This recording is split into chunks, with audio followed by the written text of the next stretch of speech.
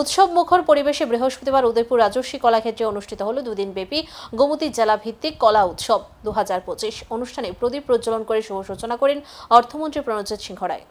উৎসব মুখর পরিবেশে বৃহস্পতিবার উদয়পুর রাজস্বী কলাক্ষেত্রে অনুষ্ঠিত হল দুদিন ব্যাপী গোমতী জেলা ভিত্তিক কলা উৎসব 2025 অনুষ্ঠানে প্রদীপ প্রজ্বলন করে শুভ সূচনা করেন অর্থমন্ত্রী প্রণজিৎ সিংহ রায়। স্কুলের ছাত্রছাত্রীদের শৈল্পিক প্রভাব লালন ও প্রদর্শনীর মাধ্যমে শিক্ষায় শিল্পকলা প্রচারের জন্য 2015 সালে চালু করা হয়েছিল কলা উৎসব।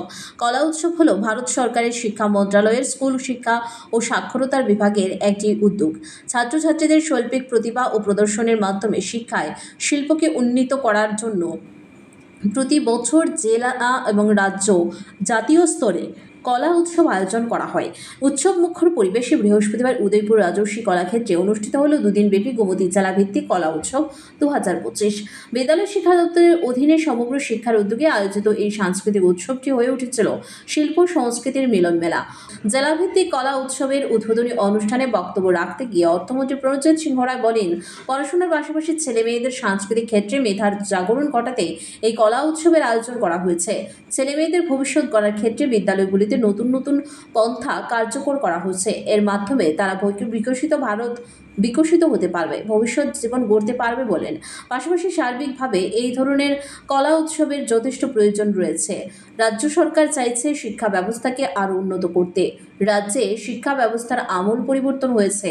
শিক্ষার গুণগত মান আগের তুলনায় অনেকটা বৃদ্ধি পেয়েছে। তিনি আরও বলেন, 2015 সাল থেকে কলা উৎসব শুরু হয়। তারপর থেকে প্রতি বছর কলা উৎসব করা হয়ে থাকে। পুঁথিগত শিক্ষার পাশাপাশি ছাত্রছাত্রীদেরকে অন্যান্য শিক্ষায় শিক্ষিত করে মানুষের মতো মানুষ করে তোলার একটি মঞ্চ হচ্ছে কলা উৎসব। দেশের মাননীয় প্রধানমন্ত্রী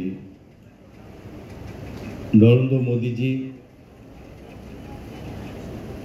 ভারতবর্ষের শাসন ব্যবস্থার দায়িত্বভার নিয়েছেন 2014 সালে। সেই থেকে আজকে পর্যন্ত দেশের সমস্ত ক্ষেত্রে বিগত দিনের পুরনো সমস্তকে পরিবর্তন করে